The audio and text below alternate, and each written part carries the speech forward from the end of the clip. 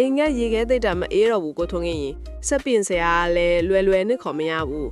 အိမ်မှာလည်းငွေကုန်ကြေးကြလေးများနေတယ်ပတ်စံလဲပို့မကုန်ကျင်ဘူးဘလို့လို့ရမလဲတော့မသိတော့ဘူး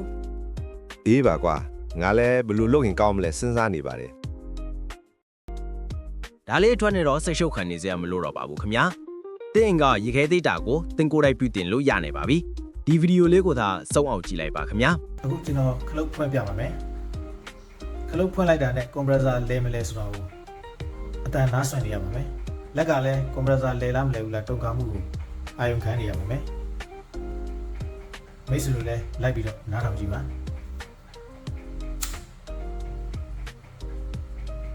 အခုခလုတ်ဖွင့်လိုက်ပါပြီကွန်ပရက်ဆာကဘာတမ်းမှမကြားပါဘူးတုံခါမှုလည်းလုံးဝမရှိပါဘူးကတ်ဆိုတဲ့အတန်လေးကြားလိုက်ပါတယ်တေချာအောင်နောက်တစ်ခေါက်ထပ်ပြီးစမ်းသပ်ပြပါမယ်ခလုတ်ကိုဖွင့်လိုက်တယ်ကွန်ပရက်ဆာလေတန်လည်းမကြားရဘူးတုံခါမှုလည်းလုံးဝမရှိပါဘူးအဲ့လိုပဲငြိမ်နေပြီးတော့ခဏအကြာမှာ gas ဆိုပြီးတော့ခွာတဲ့အတန်လေးတစ်ခုကြားရပါမယ်အဲ့လိုကြားရပြီဆိုရင်တော့ခလုတ်ကိုပိတ်ပြီးတော့ပလက်ကိုပြန်ဖြုတ်ထားရပါမယ်မိတ်ဆွေတို့လိုက်ပြီးနားထောင်ကြည့်ပါခုဖွင့်လိုက်ပါပြီမလဲပါဘူး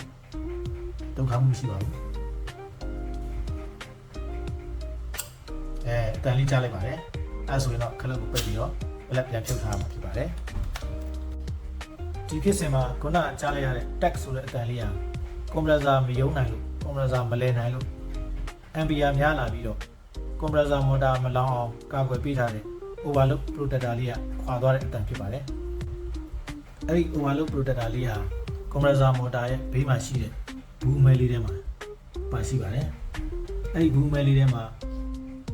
ကွန်ပရက်ဆာမော်တာရဲ့ steering အတွက်သုံးတဲ့ steering relay တစ်လုံးရယ် overload protector တစ်လုံးရယ်နှစ်ခုပါရှိပါတယ်အခုအဲ့ဒီဘူးလေးကိုကျွန်တော်ဖွင့်ပြပါမယ်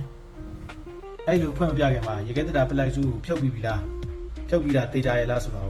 ဒီရက်ဆက်ရပါမယ်ရေခဲတတာပလက်မဖြုတ်ခဲနဲ့သွားမကင်မိကြပါနဲ့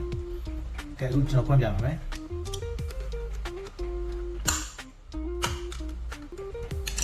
အခုဘုံလေးကိုလှက်လိုက်ပါပြီအဲ့ဒီဘုံလေးကိုဆွဲဖြုတ်လိုက်တဲ့အချိန်မှာတေချာကြည့်ပါအပေါ်မှာအမဲမဲအပြားလေးတစ်ခုပါပါတယ်ဒီမှာဒါလေးက overload protector လေးပါဒါလေးက steering wheel လေးပါ PT0 လေးလို့လည်းခေါ်ပါတယ်အခုအဲ့ဒါလေးကိုပါဖြုတ်ပြပါမယ်